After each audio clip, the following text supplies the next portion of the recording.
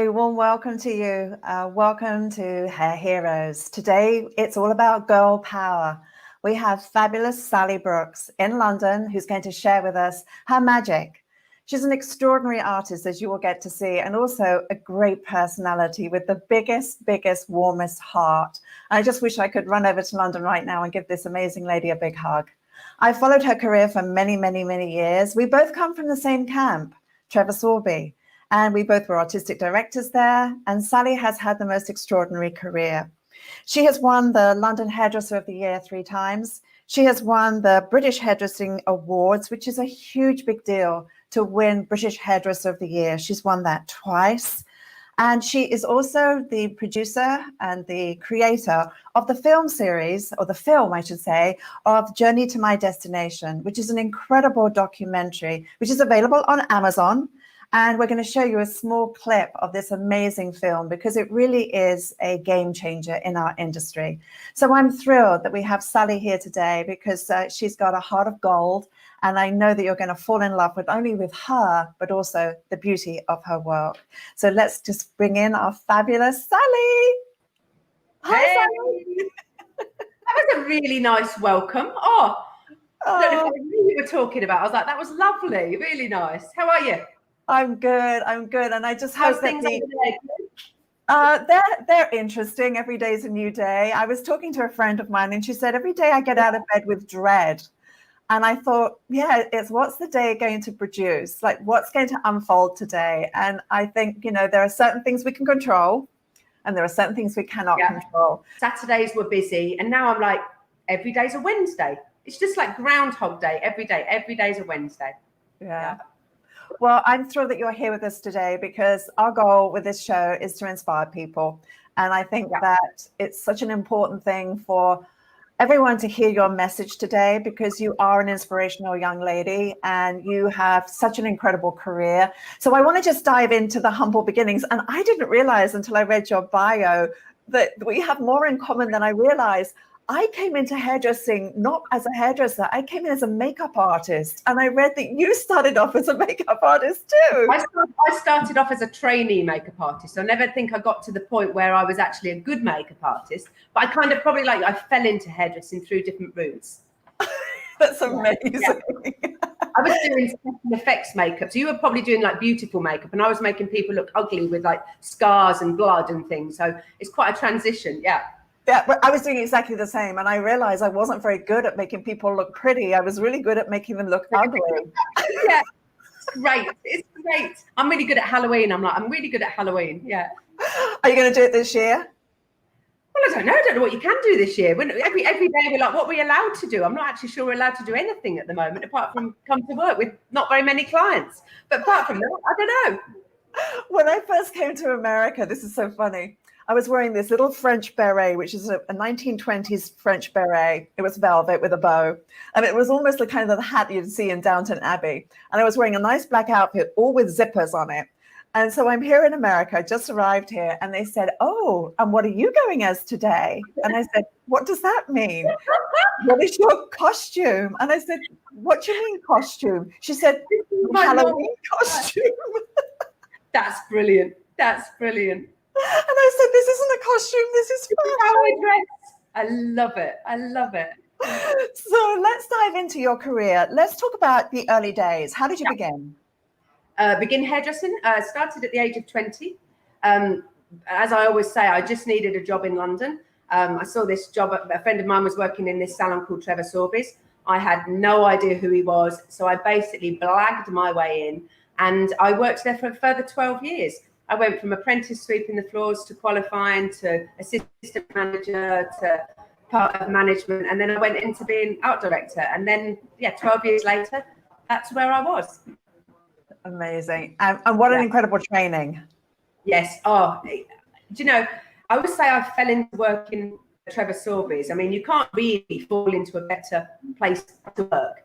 To do an apprenticeship there. And also not only working with Trevor, but the amazing people that have been through that salon, have been through that company. I've worked with a lot of them over the years. And, that's just an incredible training that I don't think I just can't thank everybody enough, really.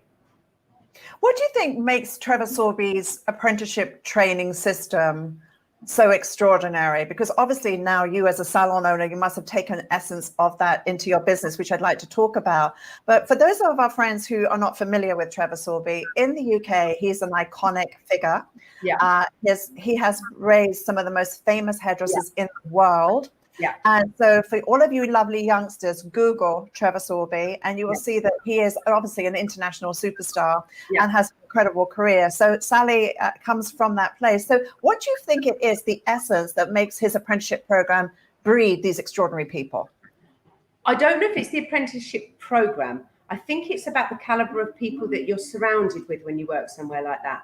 And Trevor himself is, nothing was ever quite good enough. You'll probably relate to that. There was always a strive to be better, and there was always a strive to be better. And when you're working with amazingly good people, they're always better than you. So you've always got somewhere to go. So I think you just feed off each other. So the apprenticeship is strict. And like I do my training here, it's very old school. But actually, I think it's more about, it was very hard for Trevor to say that was good. So you always wanted him to say that was good. So it made you push yourself further than you thought you could push yourself. And I think that's the philosophy that a lot of us have taken away. Yes. Well, I don't know whether you know this, Sally, but I was working on a collection for Trevor in America and I was really homesick. I was so sad and I just wanted to come back home. Yeah. And so I worked on this collection and it just wasn't good enough. So I did the fatal thing of adding more and more and more. So he comes in and he looks at the collection and he's silent. Yeah. And you know, when Trevor's silent, that's dangerous. Yeah. Yeah.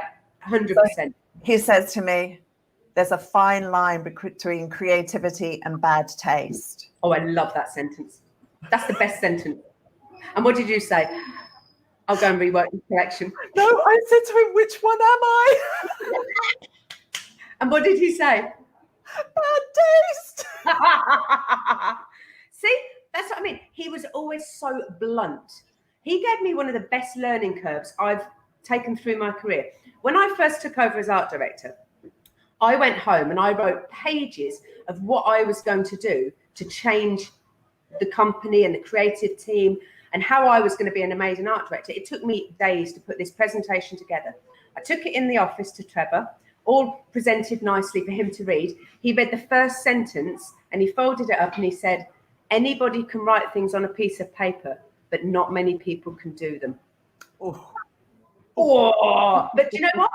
It's spot on. It's so easy to say, I'm going to do this, this, this, this, and this. But actually, ticking them off and getting things done is a massive learning curve. So what do you find is the most demanding aspect of being creative as you are and a salon owner? Do you know, 100% balance. I have to remember which hat I'm wearing the day I'm in work, whatever job I'm doing. When I'm doing a client, my focus is 100% my client. When I'm doing a creative show, my focus is 100% creative show. And it's trying not to blur the lines. That doesn't always work, just so you know, because if we've got a show on, my salon turns into the biggest pigsty going. My manager is, I don't know how he tolerates it. I am the messiest creative to come up with ideas. So the salon goes from running like a salon, and then all of a sudden, all the team are involved, and the salon's just a pigsty. So it's just remembering to balance this hat with this hat, and always that this part of what you do, which is the clients in the salon, pays most of the time for the creative work. Creative work doesn't really pay very well. So creative work keeps you inspired and keeps your mind moving forward. And I would die without it, I think. But on this hand, I need to make sure the salon's running and the salon's doing well and the team are happy to make sure that I've got the money to do the creative stuff. So it's a balance. And I think too, Sally, as women, we all know that women are really good at multitasking, where men generally are very focused. So for us, what would your word of message, your advice be to us women about how to stay focused? I try and teach my staff it all the time. Just concentrate on the one thing that's in front of you at that time. Don't think about anything else apart from that one thing, because then there's time to think of another thing. But if your mind's doing like 10,000 thinking things, you actually don't do anything properly. So I'm just like, just do that one thing and then just do the next thing. Because otherwise, I totally agree. I can do 70,000 things at the same time and I'm so fast. so fast. Sometimes I'm like, slow down, slow it down, slow it down. So how has being an award-winning hairdresser changed your thinking over the years? I don't think winning awards has changed my thought process, but I think somehow it changes the thought process of others that think of you, if that makes sense. So I don't know, if you win a big award, it comes with a responsibility. And I don't know if people haven't done big collections of pictures or stood on stage and done shows before, it's actually really nerve-wracking to have the rest of the hairdressing world looking at your work. So it's an added pressure, I feel, that comes with winning awards. As much as it's an amazing, I take it quite seriously and quite as a responsibility to the industry, if that makes sense. Yeah, absolutely. And what has been the most important lesson that life has taught you to contribute to who you are today? Because you've obviously got a passion and a drive and an enthusiasm for life. Well, where does that come from? Oh, it probably comes from my dad's work ethic, to be perfectly honest. I'm from a small village with what I call the most normal parents in the world.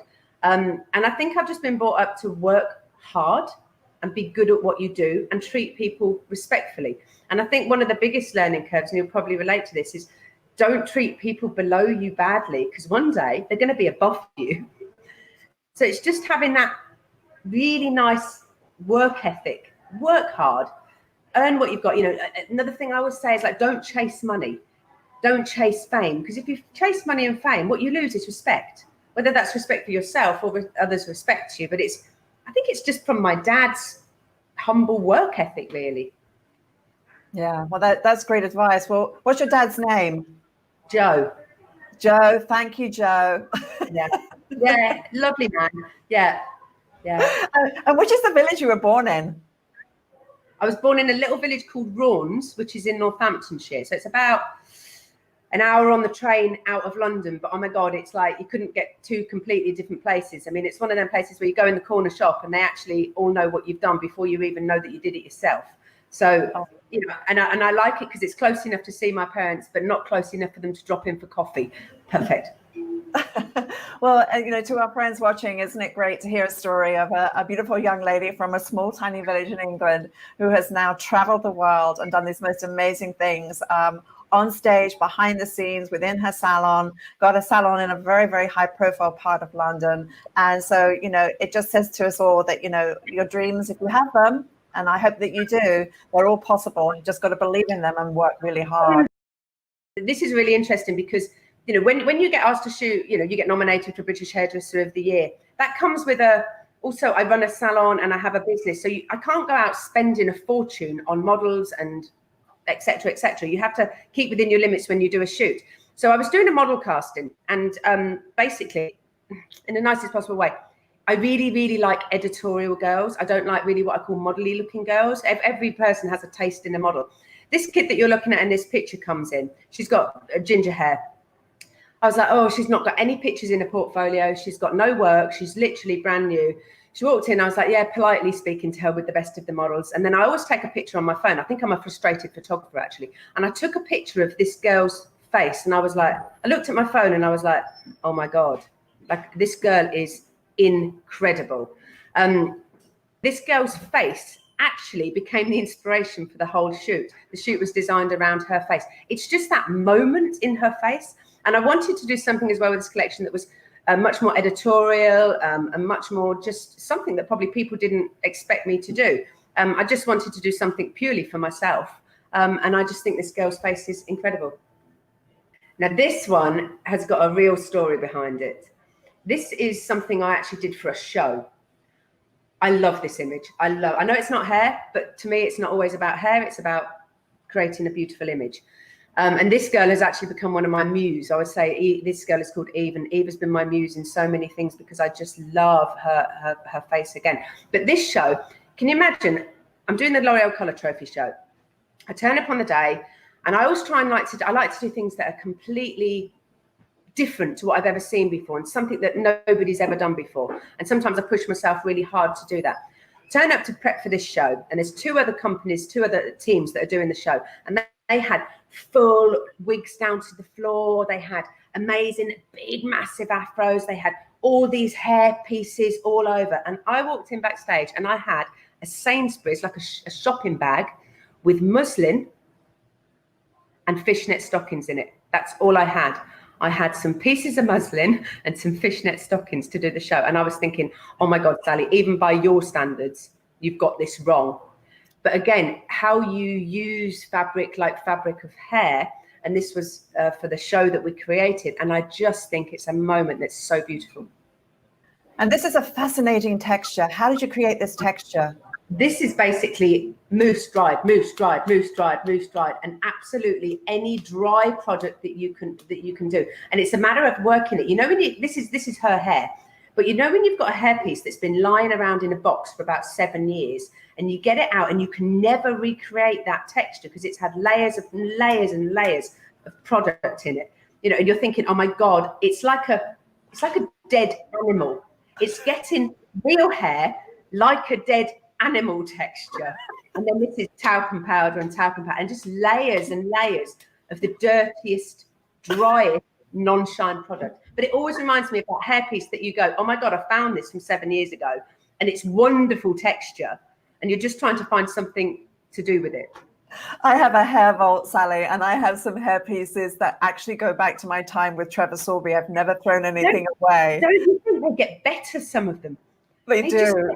Texture that is so hard to recreate. Yeah, the years of being in a box. It's like, I love that. I love that.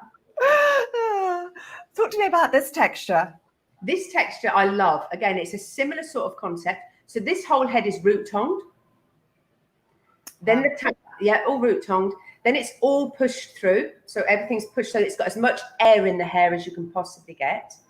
Then it's hairsprayed and netted to form the shape. So it's just basically molded into shape, but it's trying to get the molding with the air is the combination. So everything really is like, and I think this is for anybody starting out, it's how you prepare hair before you start. It's not the end result. It's the layers of mousse and getting the texture and getting that hair to have the fatness and the feel that you get excited by, so that when you do come in front of a camera, you have the ability to maneuver it into something that you didn't know you were going to do. Does that make sense? Yeah, very much so. It's very, very powerful. And I love this too. It feels as though it's just flying through the air like a wing. Yeah. Talk about this. This is a picture from a collection I did a long time ago, actually. And again, it's probably, when I do a shoot, a hair shoot. When I do a hair shoot, I don't actually plan the hairstyles that I'm going to do. I work rawly on the day with the girl in front of me, which actually is sometimes quite dangerous, but actually I find it quite inspiring. So this girl, again, I love her face. I love her attitude. And she had a bob, and I was like, right, I don't want to do a bob. I want to do something different. So it's just that one motion and capturing emotion. And again, having that working relationship with a photographer that you backlight this, so you get something from very, very simple. Everything I do is really, really simple, but it's the whole package together that gives it that one moment that you capture. I love the fact that you have such an creative, out of the box way of thinking, and yet there's a part of you that's very practical as well, which comes through. So to me, you are kind of, you're creative but sensible. And I love that. I wouldn't say I'm always sensible. Vivian, I can literally change my mind just before I walk on stage of what I'm actually going to do. So can you imagine how frustrating that is to work with? Yeah, that's scary. That's scary. But I have done that so many times. I've literally walked on stage, and as I'm going on, I've said to whoever's with me, I'm like, right, I'm changing what we're doing, just go with me. But that, for the person next to me, and for me as well, is so scary. And also it's like, my team will say, it's like, we can plan a show meticulously for 3 months, but they don't actually know what they're doing until we get there. Because I might change my mind when I see the stage, when I see the lighting, when I get the models all together, and when I do the rehearsal. So when I do the rehearsal with the models is the only time I turn around and say to the team, this is what we're actually doing. But it might be completely different to what they think they're doing.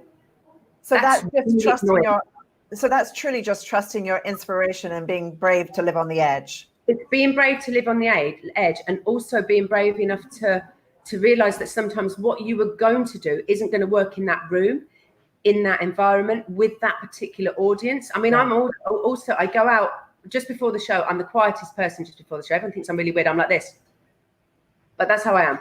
And I'm thinking and I'm listening to the audience reaction.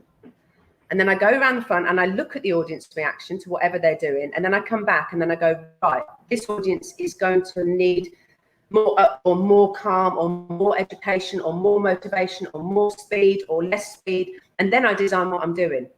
So it's just the most frustrating person to work with. And I'm the same on a shoot. Like I said, I don't ever go on a shoot and go, I'm going to specifically do this hairstyle. Because if you're only going to do specifically this hairstyle, you're not leaving yourself the ability to capture something that you didn't know you were going to do that's new. And that's where I get my passion from.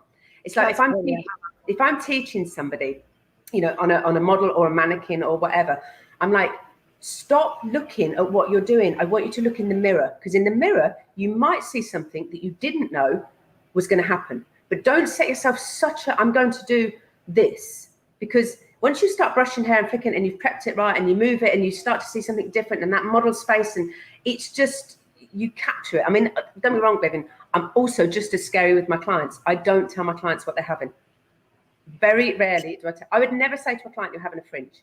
Because what if I got halfway through and thought, actually, it looks really nice without a fringe? So I just kind of do the, nah. Nah. Because otherwise, all they're thinking about is the thing that you've told them they're having. But actually, halfway through, you might go, actually, this is looking cracking in a different vibe. So, yes, I think I've got a really weird way of thinking about things. Well, no, I find that fascinating. I think that the thing is that there is, what I hear is creative, adventurous, courage, determination, and the willingness to step into unknown territory, to trust the process. Because, you know, 95% of what we do is subconscious, and only 5% is conscious. So we basically live most of our life in repetition, right? We get up, we clean our teeth the same way every day. We get our coffee the same way. We check our messages. It's a routine that we have, right? Gets us through the day. If we're not careful, what we did yesterday will become our today and our tomorrow. So if we wanted to predict our tomorrow, just look at what we've been doing. But what you challenge in this, but I do still hear common sense with you. I do hear that. I think it's your little village and your dad. I do hear, though, you're saying, I've done that, and I'm prepared because I have such a background and so much skill, which is important for everyone to remember. You have such an amazing classic foundation, and therefore there's trust, right? Yeah. Trust in the client, trust in your team, because they know you can do hair. And then when you step into something new, it's like this willingness, like a child with a box of crayons, to just play and create. And that's courageous. And that I love about you. I think that's amazing. Absolutely amazing. It's like a lot of people, they do a show and then they use that show for the next show. As soon as I've finished, as soon as I come off stage and we've cleaned up, I'm done. It's done. I don't think about it. I don't watch it back. Anything. I'm like, right, what have we got tomorrow? Boom. And then I'm on the next project. But if we've got a show in 3 months, what's the most frustrating thing is I don't want to do the same show I've just done because I'm bored with it. So then you've got to kind of rethink everything. But if you're always rethinking, there's always an idea somewhere. Yeah. If you're, everyone says, do you have downtime and you cut off? Yeah, of course I do. But I'm still thinking I'm on my phone looking at things I like and, where you get inspiration from and things. So if somebody wants an idea or there's a show that comes in tomorrow, like somebody booked me for a show tomorrow, I'm like, I'll probably say I haven't got any ideas, but I have, because there's things subconsciously going on. Yeah. Beautiful. So talk to me about these gorgeous men. Again, a shoot I did a long time ago, gorgeous men. I'm not really known for doing men's work, and I just wanted to do something just for myself. This was shot with a friend of mine. No big budget. Actually, very little that we do is big budget, just so you know. Some of these are guys off the street that we find when we do model calls. A lot of them aren't professional models. But I just wanted to do just something just laid back, cool, quite hairdressery, but just actually that just captures an image. And I think they all look cracking. I love the styling on this. Yeah, it's adorable. Absolutely adorable. Love these hairstyles. The one on the left is probably what I call my signature look. I think this is the hairstyle that probably made me understand who I am as a hairdresser. And I think it's probably stayed through to really what I do now, is that undone, messy, very feminine, fat hair. That's something you'll probably hear me say a lot. I always go, the only part of a body that a woman wants fat is her hair. Everything else you want thin. Do you know what I mean? I love fat hair, and I love that, what I call my naughty pieces of hair, when they're just disheveled and they've just been forgotten to be cut. And that's really something that I think has really epitomized who I am as a hairdresser. And then on the shot on the right is when I was actually working quite corporately, which again, a lot of people won't know, is I did a big corporate job for a product company. And I did that for 9 years, and they asked me to create some images for them. And again, this is just an image to show a product. It shows your different hats that you put on. The image on the right is to show their new shine spray, whereas the image on the left is just image. So it's like, what are you actually working towards, and what is the job you're doing? Yes. Love this shot. Love this shot. These are just two girls off the street. They're not professional models. Just wanted to do something basically with no hair, just with no hair. Found these two girls on the street, and just their faces are incredible. And again, it's that subtlety. It's that super subtlety of color. It's so minimal, but it gives the shadows where I want it to be, and your dramaticness with the photography to push it to that level. And the silence of the picture is what I love. I just think it's a silent picture. It's a timeless picture. I love it. Yeah, and I think the most important thing for our friends watching, you're all going through all the Instagram images, which are fantastic, and we go through at such a speed. What is registering? What is connecting? And I always say mastery is not a microwave experience. It's a marination, stopping, dwelling. And I think the beauty today is to listen to Sally's mind, how she thinks, how she goes into these collections, so you can understand the story. Mind so much more interesting than an end result. Like, what is the thought process that took that person to the end result that they've got to me, is what I find fascinating. I love listening to interesting people. It doesn't matter what they do, people that are really passionate about what they do. I mean, I'm addicted to this singer at the moment. I can't stop watching her. And this, like, if I was doing a show, it would be based around this singer. So, you might want to look her up. Her name is Angelina Jordan, okay? And she's 13. Oh. Yeah. Now, if you listen to her sing Bohemian Rhapsody, and then get inside my head and listen to her sing Bohemian Rhapsody, I'm like, she is so individually unique. So when somebody says to me, I've put a slant on something new, I'm like, no, that's putting a slant on something new and making that your own signature. Angelina Jordan, Bohemian Rhapsody. Listen to it through my mind. Yeah. So this shoot is, I love again. And basically it was all about things that aren't right. So you've got an outgrown bleach, and you've got basically outgrown color, you've got a regrowth. So basically it was all the things that shouldn't work, but actually do work. So the one on the right with the pink hair is a regrowth that is growing out, or as somebody said to me, it could look like bird poop, but it's very beautiful bird poop. But again, it's just that moment that's captured, and that one thing that draws your eye. And it's back to what Trevor taught you, is I'm a great believer in removing everything so that your eye only looks at the thing that you want your audience to look at. A beautiful, beautiful statement. Yes. Oh, the waves, they're so challenging. Yeah, but I'll give you a story to this. And I don't know actually if you've got the other picture, probably not, and I'll send it to you. Again, this is how to work, I think, how I work on a shoot. So I did a different style to this. I toned this style, which I still love. It's a picture that I really, really love. Took the picture, I was like, great, got that, one in the bag on the day. As I left, I jokingly flipped her hair the other way. And I went, you're done, darling, flip. Took one step back and went, stop, change her outfit. This is the image I use. So it wasn't a purposely done image. It was when you can see now I've said it, when I flipped the waves the opposite way, that moment of madness that the hair does, could you go back into a studio and recreate that? Or was it a moment that you just needed to capture on camera? But the other picture is the picture, I'll probably send it to you, I didn't use, this is the one I ended up using because this is just a moment of hair that speaks. Love, love, love. This collection is called Simplicity. And this one, I really wanted to strip every single thing back that I usually do. So I didn't meet the girls till the day of the shoot, which is, again, quite scary. And I really just wanted to work with the moment, just with the girls. Now, the other story behind this shoot is when I arrived, the clothes stylist had got the most amazing outfits. It was full on creams and pale blues and whites like I'd asked for, but it was full on designer. I was like, wow, that's a rail of clothes. This shoot's going to be amazing. Great. Put the girl in the first outfit. No problem at all. Loved it. Put her in front of camera, took the picture, and I was like, that's not what I set out to do. What I set out to do is to remove every element from the picture. So we changed her outfit. And you'll relate to this. As if you don't get the first image right on a shoot, it takes the longest to get right and it's fast, but you can't go back.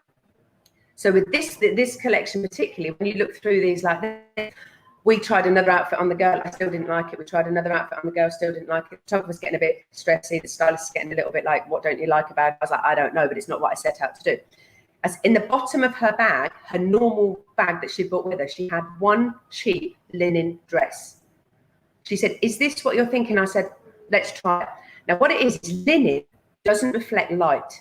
So linen, so I'm going back to that natural, simplistic, removing elements. But we only had the one dress.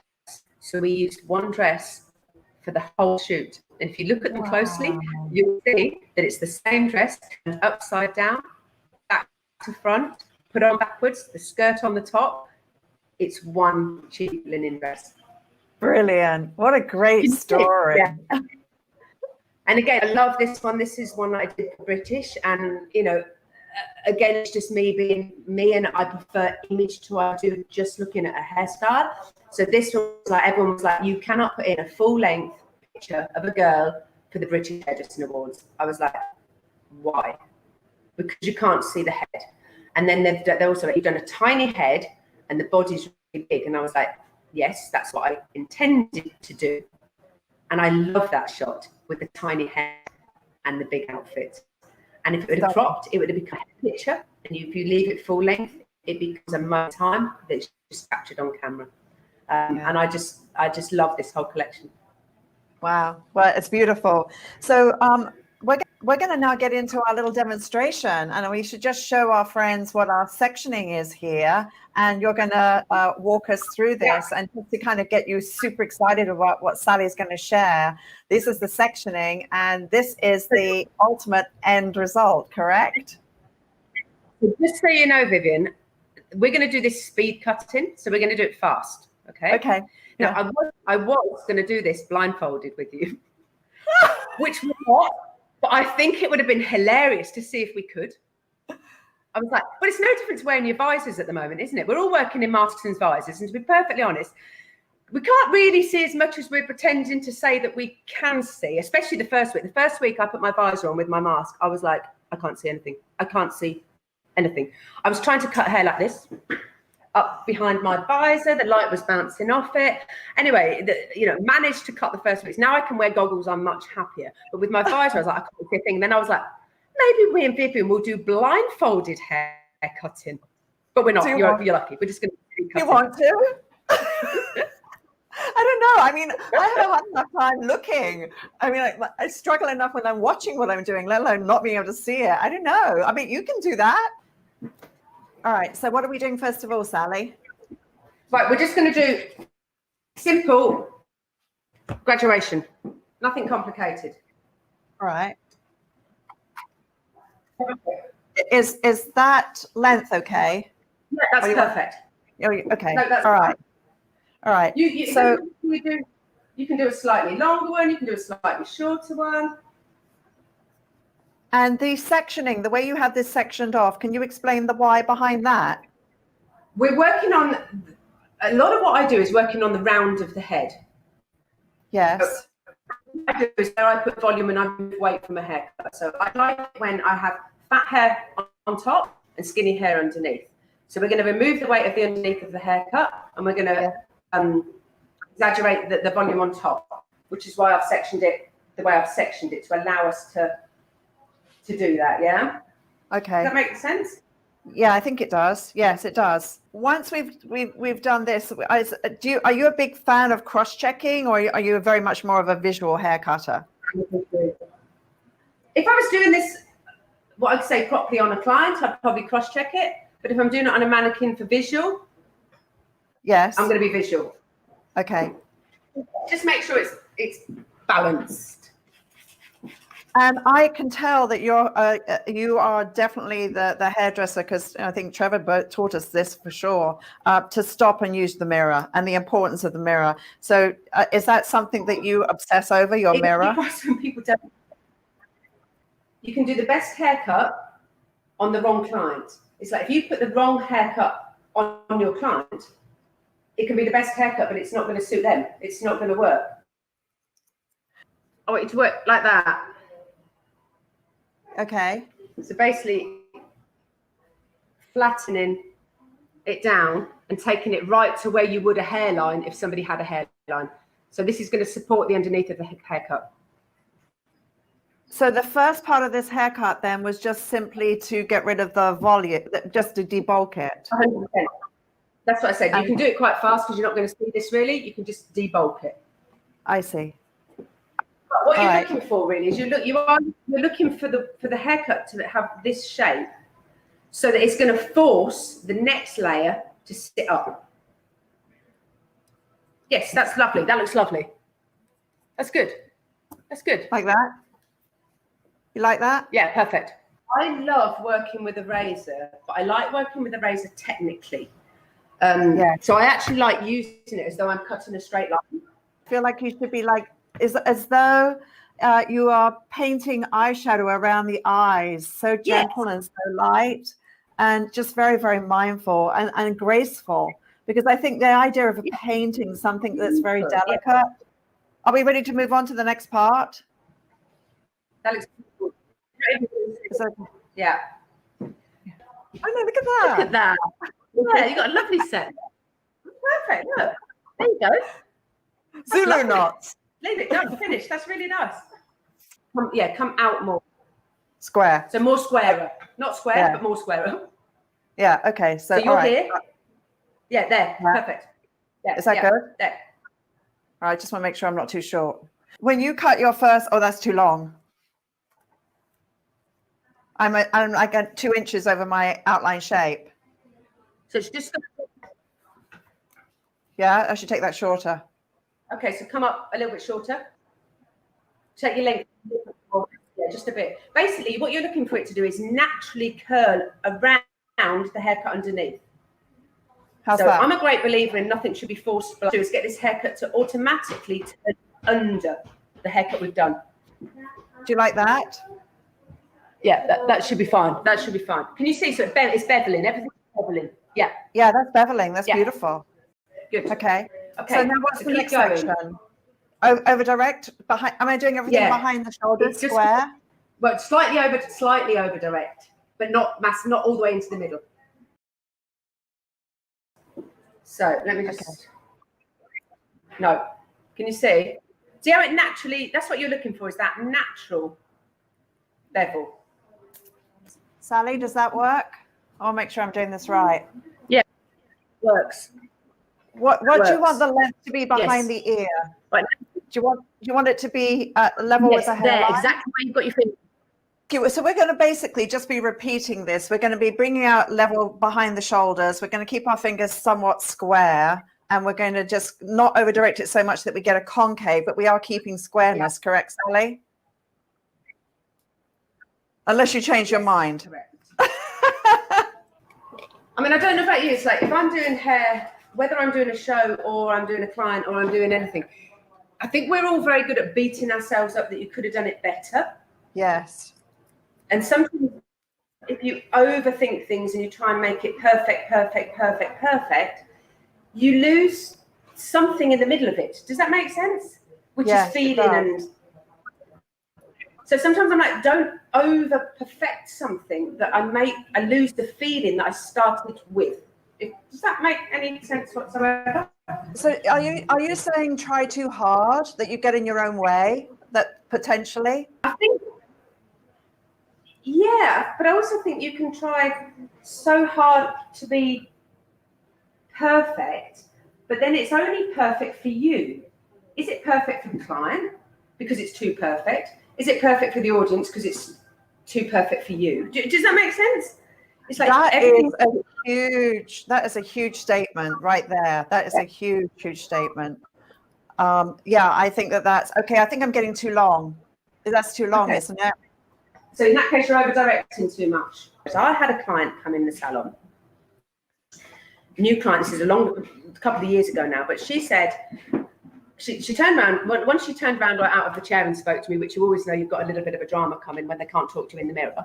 So she said, I like my hair exactly like this, exactly like it is. I like it tongued, I like it set like this. Yeah. I was like, oh Christ, here we go. Yeah. So I said, I totally, and we've all had these. And I said, I totally understand why you want me to do your hair like this. Yeah. The question I'm asking you is why you want to wear your hair like this. Oh, well, that stopped her in her tracks because I said, yeah, do you see what I mean? It's like, I understand why but I don't understand why you want to wear your hair like this. And she said, I've always worn my hair like this. This is how I wear it. And I said, everybody says that about the Queen, but nobody ever says they like their hair. Yeah. Like her hair. Yeah. So I said, yeah. I was like, you've got to change this up. It needs to be more modern. So again, it's how you handle things. Because I could have been really intimidated by her. Yeah. So what I said to her is, I'm going to do half of what you want today and half of what I think you should do to prove to you that I can actually do what you're asking me to do, which is this granny-fied, horrible hairstyle you're walking around with. Yes. But it's how, you can be intimidated if you let something or somebody intimidate you. So Sally, you were saying that when you do a consultation with your client, you don't fully tell them what they're going to have because you feel like it could change because of the journey that you're going on. It's almost like a journey of emotion by the sounds of it. I always say to the team, it's like when you go and meet a client at reception, you have 5 seconds to work out what you're going to do with that client. So I've already worked out from hello who I think she is or who I think she wants to be. So haircutting is about personality, and it's about fitting the right haircut to the right person. It's not about what's in fashion and what's on trend. It's about keeping your client modern.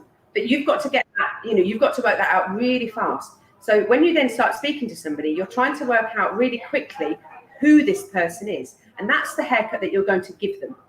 Do you know what I mean? Whether somebody's sleek and sensible, or they're disheveled and they like their hair not too perfect, or whether it's they've got a really clipped job and they like it modern and cropped, or if it's long and they're just long-haired people, and long-haired people do long-haired things, and you can tell them they're a long-haired person.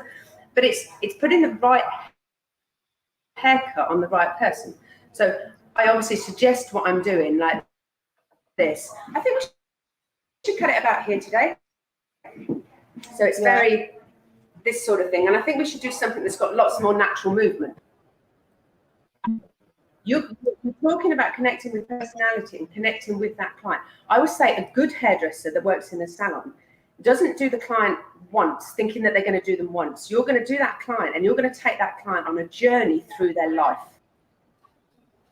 Okay, so we have a thing in here that you're only allowed to give the client the same haircut 3 appointments. So that doesn't mean that you're going to completely change somebody's style, but it does mean that you're going to think about changing the parting or the fringe or the tone or the color slightly to keep them modern, always them thinking that they've had something different. And also that you don't get bored with them. You don't look at that you've got Mrs. Smith comes in and you know what Mrs. Smith has. Well, you might know what Mrs. Smith had last time, but you don't know what mood Mrs. Smith is this time.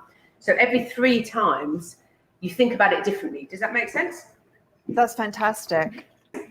How long is your apprenticeship program, Sally? I always think apprenticeship longer to learn things. So we say anything from 2 to 4 years, really. You know, if somebody can do it in a year, blimey, you're a genius, amazing, off you go. And if somebody, you know, we had a girl, she still works for me now, and she took 5 years to qualify. Wow. She's absolutely incredible now. Some people just take. Everyone's different. None of us are robots. We're all human beings. Everyone has different ways of learning and different things. Do you know what I mean? Yeah. How do you do it? But we're going to razor this, Viv, if you've got your length in. Yeah, I've got my length. Looking good, yeah? Yeah, is that okay? You got your length. So get your razor back. Yes. Yeah, lovely. So when you were starting yours, you were coming from behind the ear and razoring like underneath the occipital bone and over, yeah? Okay, so say, right, Vivian, just watch a minute. Right, so this is your section here that you're working on. This one, yeah? Yes. That's where you are. Yeah. Into the middle. Right, you can go right the way around. So you're basically layering the top in the middle. So get it going. So into, see what I mean?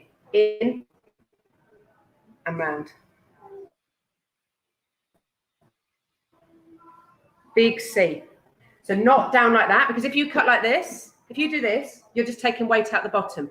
But yeah, see, that's looking lovely. Right, even more of a C. Right the way in. Yeah.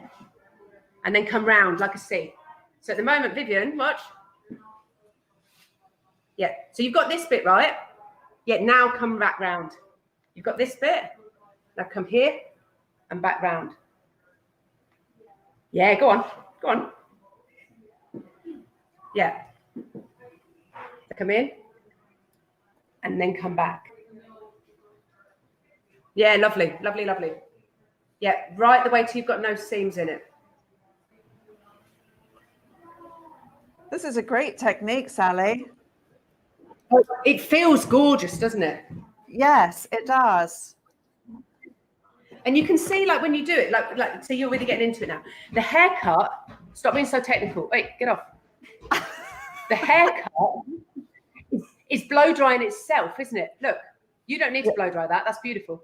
Yeah, is that okay? Look, no blow dry needed. That's gorgeous. So if this is a C, this is a D, this is a backwards C.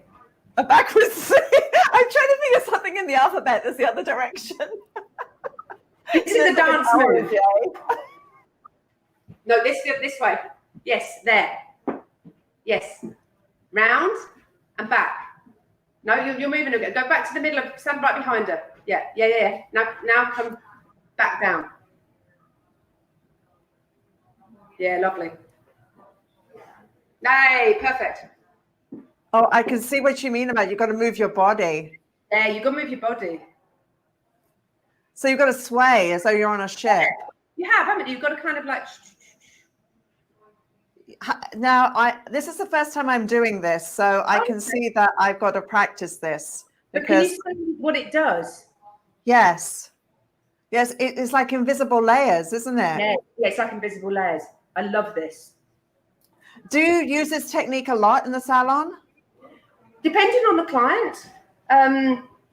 But yes, I mean, yes, I do. And I also use it probably on my older clients that hair is thinning. And I know that sounds funny because you think you're going to use a razor to remove weight, so the hair's going to be thick. Actually, if you merge skinny hair, it's just got that natural volume that it gives it. Yeah, you've got to kind of get the hip action going and the C's. It's like into the middle, back to the out corner, into the middle, back to the out corner. But we're going to do a bit more of that now, so you're going to get a bit more practice. But do you like it? Yeah, I do. I like it a lot. I'm having a hard time on my return. Like I'm good going to the right and then coming back to the left. It's a little dodgy. To the right. So is it wet enough? Well, if it's too wet, this mannequin is hard to cut it because she's platinum blonde. Yeah. Well, they are not the nicest things to cut, to be perfectly honest. No, but I'm glad that we got something versus nothing. 100%. Yeah. So Okay, so I think I've done more on one side than the other. We'll find out when it's dried. Maybe she had thicker hair. Yeah. Yeah, that side you're much more natural now. Now you're on a roll on that side. This is a cool technique. Did you invent this? I'm going to say no, but I can't think where I got it from. I just think it's definitely something that we call a Brooks and Brooks feeling. It's definitely a Brooks and Brooks feeling. Okay, so where do we go next? Right, we're going to go to the sides. It's like if you're doing a haircut that you want to do that. Yes. I want the haircut to be crisp and clean, then I wouldn't use either. I'd use my scissors. But if I want that, which I like the ends to do that. So that's my razor or my thinner. Do you know what I mean? Just that makes the layers blur. So okay. That, so it's whatever technique. I mean, I can do that with point cutting, which we're going to do a bit of in a minute, or I can do that with thinners, or I can do that with a razor. But sometimes I don't want the hair to do that. I want it to do that. But what I don't want it to do is that, because that's not going to last. That's not going to last 8 weeks of a haircut. Okay. That technique we're putting in. That's the technique, the foundation, and then I'm going to blur the edges. Do you see what I mean? So I do like blur the edges. Yeah, well, yours looks gorgeous. Look at the shine you have on yours. Right. Is she naturally straight? Yeah. Okay, mine's got curl in her. We're literally just going to get rid of some length. It doesn't have to be too technical. I'm literally going to just get rid of it. Because we're then going to razor this in and point cut it. So basically, just get rid of, these have got loads of hair. Do you know what I mean? Just get rid of some length. Just pull it straight back.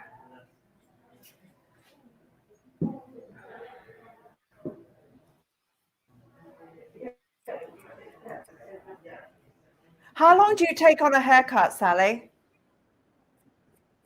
Generally, with your client?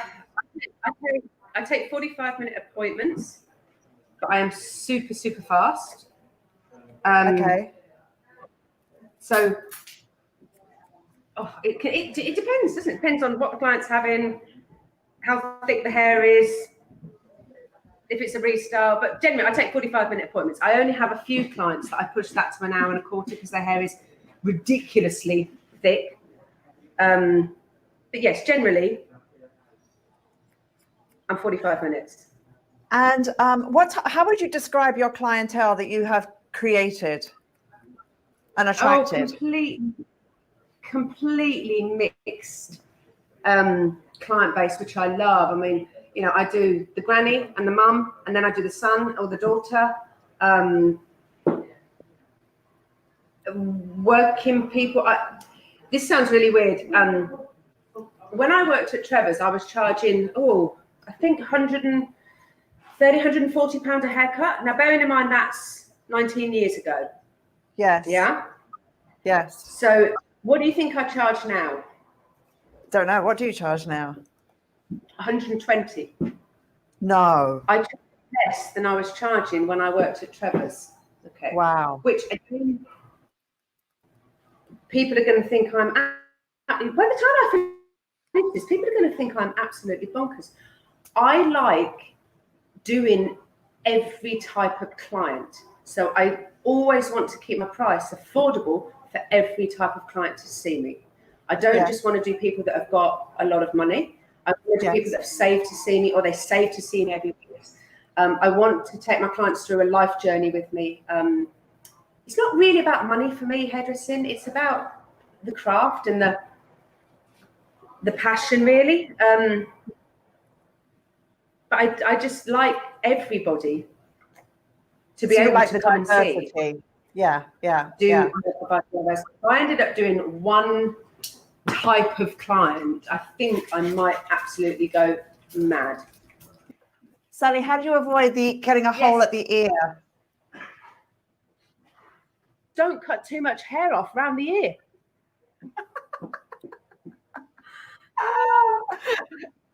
Because I just did. That's why I was asking. Okay. All right. Well, when you do the other side, yes, don't cut too much hair off around the ear. Yes. You mean like I did on my first side? It's not meant to be a perfect technical haircut. It's meant to be a feeling. So yours has got more feeling than more feeling than before. That's all right. Yes, yes. It's a bit tricky because her hair won't stay tucked behind her ear, will it? As you're sweeping around and doing your C? No, if you were doing, and if you were doing not a mannequin head, you wouldn't be having quite this problem. Does that make sense? Okay, all I want you to do now is literally, I just want you to break it up slightly, the top section. So I just want you to come in and put a little bit of an internal layer in it. This area here. Put your scissors right to your finger. Yes. So we're rounding So off put the your corner. scissors right close to you, slightly, yes. But you're going to do it so deep. So see how much hair I've got there? Yes. Like a lot. I want you to put your scissors on your finger, and then I just want you to tiny. So what we're not doing is that. Okay. So you're just allowing a bit more air into the hair by doing that. Can you see what I mean? Yeah. Is this the top section, or I've not taken down the top section yet? So let me show you. Taking down the top section yet. So we're coming into the section we've just cut, and we're literally going to put a little bit more air in the top surface. That's all.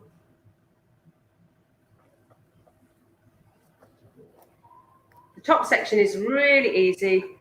Actually, everything I do is really easy. It's super simple. And you're now letting yours dry, correct? I am. Yeah. Yes. Yeah.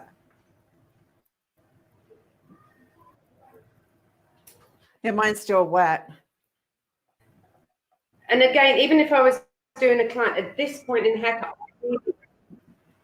you can dry this in so many different ways. You can dry this smooth, you can dry this messy, you can dry this, it's got so many different ways. Yes. Are you doing a lot more natural drying, natural finish, like more like wash and wear?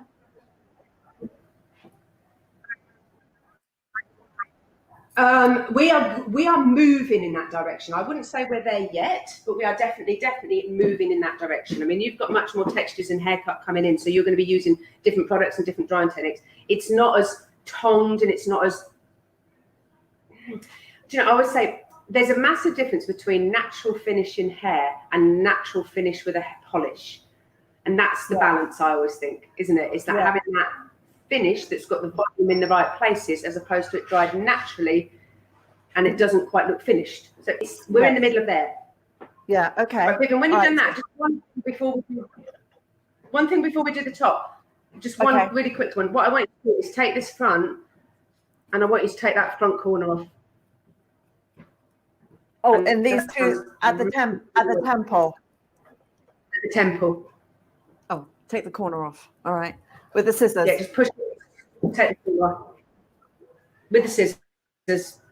So that we're rounding it through. Do it with your teeth if you want, but probably scissors. Yeah, I've got a bit of a phobia. I've got a bit of a phobia against dog ears at the front of haircuts. So far we've got a disconnected area on the underneath, and then we melted it through, working on a C technique of blending. We have layers that are quite square this way, and we have obviously our bob line. So it's about really debulking and skinning it down and working towards some volume. This is the top section that we're going to be working on next, and layering this through. And this is going to come through. And Sally's going to guide me as to what to do next. Is it meant to be disconnected to the underneath? There's the section I've cut underneath. Can you see? Yes. Yes. So this one, basically, there's the section you've cut. Now what you're going to do is you're going to elevate, and you're going to stand straight, and you're going to come up over the top. So it's not connecting to the underneath at all. So what we're doing, if you think about this from a technical thing, what I'm doing, I'm forcing the volume of the haircut here. So I've just shifted all the balance of the volume high. Look, there's no blow dry. Yeah. Yeah. So there's the first haircut that we merged with the second haircut. This one is going to give us natural, and the bottom sits right over the top of the last one. It's really simple. How are you getting on? I think I'm doing okay. So am I meant to be bringing this back behind the shoulders? Yeah. So that I'm building towards length at the front? Yeah. Exactly. So I got this trailing over the previous thing. Yes, slightly. So am I just meant to be working from the crown to behind the ear, over directing backwards? So the only bit then is the front section. It's the top section. That's all we've got left after this. You should have everything else cut apart from the top section.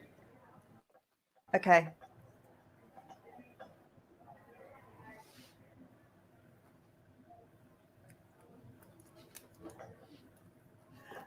And then when I cross-check this, it's gonna appear square on the top, correct? No, because you this part here, would this part be square? Yeah. Basically, squarish. See, I'm slightly higher than you. Do you know what I mean? You're like here. Yeah. And I'm like here. Okay. All right. So you're there. There. There. There. Yes, on the top. All right. So I have less weight right there. That corner. Yeah. Got it. So it just elevates everything up a bit more. Yes. All right. So taking that corner off. I'm being conservative. That's much better. Yeah, that's much better. All right. You were. Can you see now? It's starting to round. When you're doing it now, the whole haircut's starting to sit in. Yeah. Can you see? Look. Can you see the shape? Yeah, I can. Right. Now you've just gone back into a square. Yes. Look. It's all holding together now. Yeah. Perfect. Yeah. I'm a great believer in a haircut should hold on its own. It's not about the blow dry. It's about the haircut. And if you struggle to blow dry something, then your haircut is holding what you've designed it to do. So every time you drop a section, I'm like, I really want to know that my haircut is going to hold the style I've got in my head. Yes. And with this texture that I have, because obviously she's quite different to the one that you have, if you were cutting this right now, Sally, would you be letting her, would you be working with a natural texture, or would you go blow dry her smooth? I'd probably blow dry her smooth, but then I don't know. Let's see what happens when she finishes and see how nice. It might be a little squeeze job. Okay, so this part of the haircut is personal choice. All right. Yes. Now you could cut this into a fringe, or you could cut it exceptionally long. This is whatever is going to suit your client and what you decide to do. So what we're going to do is we're going to go straight down the middle, and I'm going to take the section that we've just cut. Center parting. And I'm going to come straight over the top. Yeah, straight down the middle. And you're going to leave yours longer at the front? I think so at the moment. I haven't decided yet. Okay. I'm just going to have a quick figure. Okay. Yeah, maybe not that long, but yeah, whatever, drop it down and have a feel of what you are trying to achieve. So I'm probably going to come in a little bit shorter than.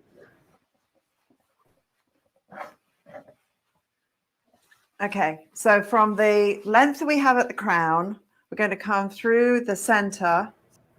When you're doing your layers on a side parting, generally, do you tend to do yours slightly asymmetric, your layers? Yeah. So once I've chosen my length through the middle, like I said, I could cut this into a fringe, or I could leave it asymmetric, I could leave it long. So is it a concave top? Yeah. Okay. It's a real Brooks and Brooks technique. We teach it Yes. on everything into the middle. What qualities do you look for when you're hiring somebody? How they talk about hairdressing is a really big one for me, or passion. They want to be better. Is really important. It doesn't matter what they want to be better at. Like we have creative people work here that do the shows and the seminars and the session work, and we have what I call strong salon hairdressers that really want to put money in the till to have a mortgage. All of them want to be better to achieve what they want to be, and that's the beauty with hairdressing, isn't it? Yes. It can deliver so many different things, and what is important to somebody is not as important to somebody else. So it's having the balance of different people working together is really important for me. So if we've got, for example, too many what I call creatives, then I probably wouldn't employ the next person to be a creative. You're breaking into the top surface? Yeah, I'm taking the corner off here. Dave, taking that corner off. So because we've now pulled everything up in the middle, what we've got is a corner here. Yes. We've got a corner on the curve of the head. So what you're going to do is you're going to point the corner on the curve of the head in to fuse the two haircuts together. All right. Make sense? There's my corner. Corner. Yep. Right. Just do not take all of it off. Just soften you want it. The diffuse. Soften it out. Yeah. Right through the corner.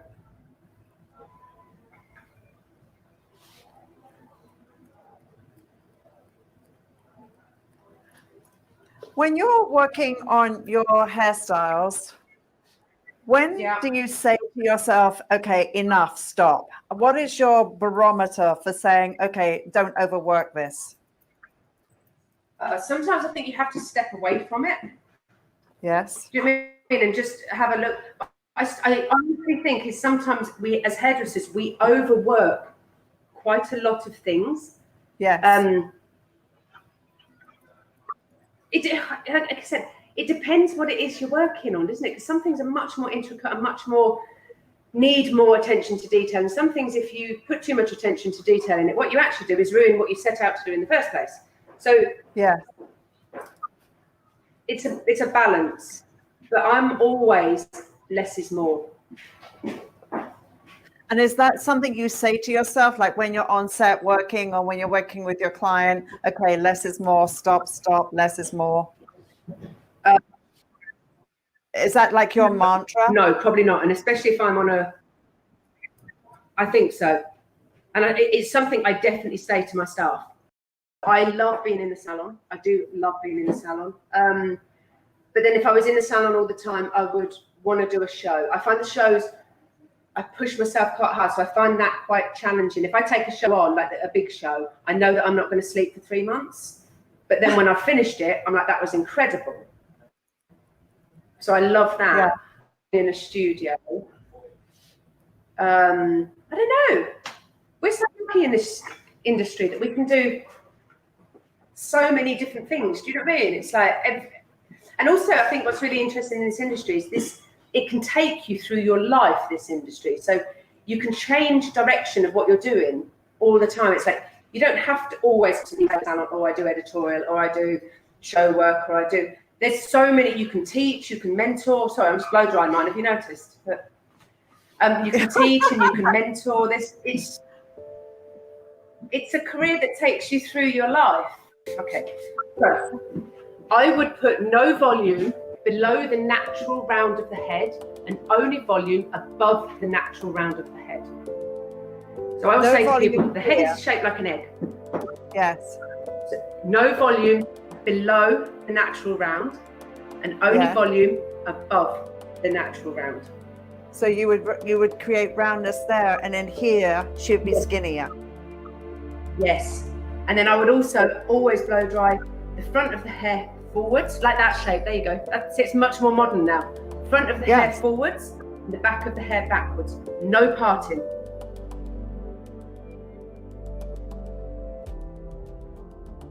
Really, really fun, and I learned lots, which is amazing. So thank you. That was fun. Hairdressing is fun. It is fun. Yeah, go. So just a couple of things I'd love to just share with our audience before we leave today. I'd love to talk about the journey to my destination. So let's take a look at that film clip because it's absolutely amazing. Academic intelligence is the only form that gets socially recognised. We spend 70% of our time working and focusing on our careers, and we all support one another by doing that. As a hairdresser and as a creative, you may have some form of academic intelligence, you may have a lot of it, or you may have none. But the other forms of intelligence that we have are huge. You're not going to get that in any other industry. It's passion.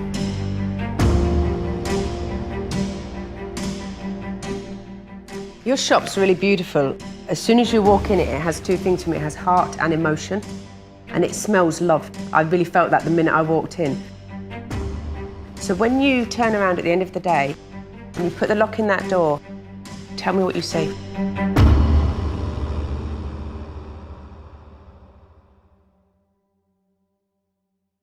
So tell me about the documentary, Journey to My Destination. First of all, what was the motivation to do it? And tell me about your goal.